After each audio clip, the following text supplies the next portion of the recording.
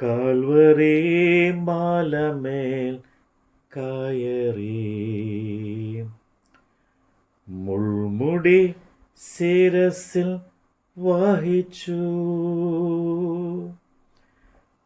Calvary മാലമേൽ കയറി മുൾമുടി ശിരസിൽ വഹിച്ചു. എൻ്റെ വേദന സർവവും നീക്കി എന്നിൽ പുതുജീവൻ പകർന്നവനാം.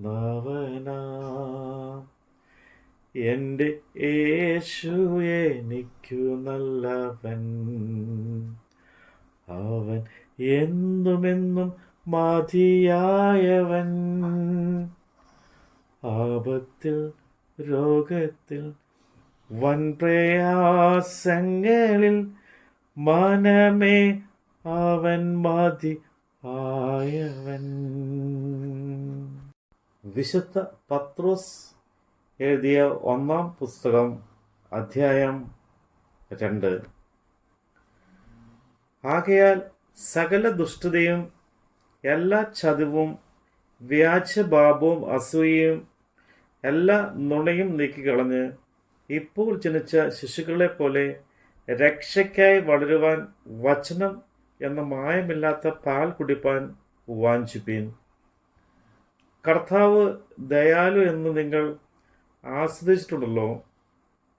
മനുഷ്യർ തള്ളിയതെങ്കിലും ദൈവസന്നിധിയിൽ ശ്രേഷ്ഠവും മാന്യവുമായി ജീവനുള്ള കല്ലായ അവൻ്റെ അടുക്കൽ വന്നിട്ട് നിങ്ങളും ജീവനുള്ള കല്ലുകൾ എന്ന പോലെ ആത്മീയ ഗൃഹമായി യേശുക്രിസ്തു മുഖാന്തരം ദൈവത്തിന് പ്രസാദമുള്ള ആത്മീയ യാഗം കഴിപ്പാൻ തക്ക വിശുദ്ധ പുരോഹിതവർഗമാകേണ്ടതിന് പണിയപ്പെടുന്നു.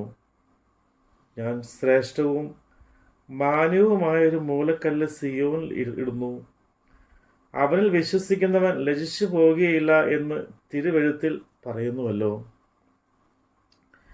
വിശ്വസിക്കുന്ന നിങ്ങൾക്ക് ആ മാന്യതയുണ്ട്.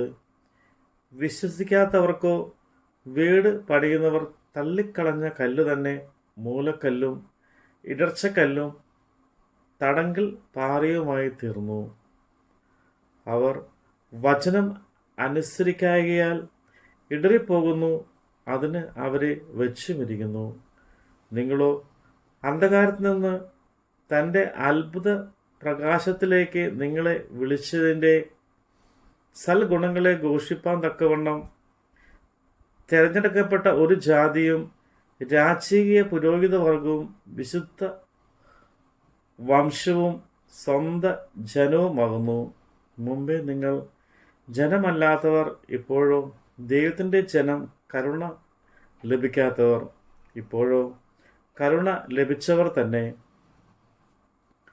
പ്രിയമുള്ളവരെ, പ്രവാസികളും പരദേശികളുമായ നിങ്ങളെ ആത്മീയനോട് പോരാടുന്ന ജഡമോഹങ്ങളെ വിട്ടകന്ന് ജാതികൾ നിങ്ങളെ സൽപ്രവർത്തിക്കാർ എന്ന് ദുഷിക്കും തോറും നിങ്ങളുടെ നേരെ നിങ്ങളുടെ നല്ല പ്രവൃത്തികളെ കണ്ടറിഞ്ഞിട്ട് സന്ദർശന ദിവസത്തിൽ ദൈവത്തെ മഹത്വപ്പെടുത്തേണ്ടതിന് അവരുടെ ഇടയിൽ നിങ്ങളുടെ നടപ്പ് നന്നായിരിക്കണമെന്ന് ഞാൻ ബോധിപ്പിക്കുന്നു.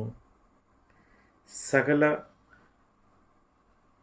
മാനുഷിക നിയമത്തിനും കർത്താവിൽ നിമിത്തം കീഴടങ്ങുവിൻ. ശ്രേഷ്ഠ അധികാരി എന്ന് വെച്ച് രാജാവിനും ദുഷ്പ്രവൃത്തിക്കാരുടെ ദണ്ഡനത്തിനും സൽപ്രവൃത്തിക്കാരുടെ മാനത്തിനുമായി അവനായി അയക്കപ്പെട്ടവർ എന്ന് വെച്ച് നാടുവാഴികൾക്കും കീഴടങ്ങുവിൻ. നിങ്ങൾ നന്മ ചെയ്തുകൊണ്ട് ബുദ്ധിയില്ലാത്ത മനുഷ്യരുടെ ഭോഷത്വം മിണ്ടാതാക്കണം എന്നുള്ളത് ദൈവേഷ്ടമാകുന്നു.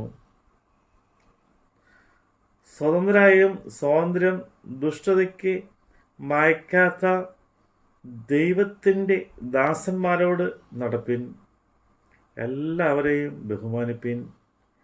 സഹോദര വർഗത്തെ സ്നേഹിപ്പിൻ. ദൈവത്തെ ഭയപ്പെടുവിൻ. രാജാവിനെ ബഹുമാനിപ്പിൻ. വേലക്കാരോ പൂർണ്ണ ഭയത്തോടെ യജമാനന്മാർക്ക് നല്ലവർക്കും ശാന്തന്മാർക്കും മാത്രമല്ല മൂർഖന്മാർക്കും കൂടെ കീഴടങ്ങി ഇരിപ്പിൻ. ഒരുത്തൻ ദൈവത്തെക്കുറിച്ചുള്ള മനോഭാവം നിമിത്തം അന്യായമായി കഷ്ടവും ദുഃഖവും സഹിപ്പാൻ അത് പ്രസാദമാകുന്നു. സഹിച്ചാൽ അത് പ്രസാദമാകുന്നു. നിങ്ങൾ കുറ്റം ചെയ്തിട്ട് അടികൊള്ളുന്നത് സഹിച്ചാൽ എന്ത് അന്തസ്സുള്ളൂ? അല്ല, നന്മ ചെയ്തിട്ട് കഷ്ടം സഹിച്ചാൽ അത് ദൈവത്തിന് പ്രസാദം. അതിനായിട്ടല്ലോ നിങ്ങളെ വിളിച്ചിരിക്കുന്നത്. ക്രിസ്തുവും നിങ്ങൾക്ക് വേണ്ടി കഷ്ടം അനുഭവിച്ചു. നിങ്ങൾ അവൻ്റെ കാൽച്ചുവടും പിന്തുടരുവാൻ ഒരു മാതൃക വച്ചേച്ച് പോയിരിക്കുന്നു. അവൻ പാപം ചെയ്തിട്ടില്ല. അവൻ്റെ വായിൽ വഞ്ചന ഒന്നും ഉണ്ടായിരുന്നില്ല. തന്നെ ശകാരിച്ചിട്ട് പ്രകാരം ശകാരിക്കാതെയും കഷ്ടം അനുഭവിച്ചിട്ട് ഭീഷണം പറയാതെയും ന്യായമായി വിധിക്കുന്നുവെങ്കിൽ കാര്യം ഭരമേൽപ്പിക്കുകയത്രേ ചെയ്തത്. നാം പാപം സമ്പാദിച്ചു മരിച്ചു. നീതിക്ക് ജീവിക്കേണ്ടതിന് അവൻ തൻ്റെ ശരീരത്തിൽ നമ്മുടെ പാപങ്ങളെ ചുമന്നുകൊണ്ട് ക്രൂശിന്മേൽ കയറി. അവൻ്റെ അടിപ്പിടലാൽ നിങ്ങൾക്ക് സൗഖ്യം വന്നിരിക്കുന്നു. നിങ്ങൾ തെറ്റി ഉഴലുന്ന ആടുകളെപ്പോലെ ആയിരുന്നു. ഇപ്പോഴോ നിങ്ങളുടെ ആത്മാക്കളുടെ ഇടയനും അധ്യക്ഷനുമായവർക്ക് മടങ്ങി വന്നിരിക്കുന്നു. നമ്മുടെ കർത്താവിൻ്റെ വചനമാണ് നമ്മൾ കേട്ടത്. എൻ്റെ ക്ലേശമെല്ലാം നീങ്ങിപ്പോം,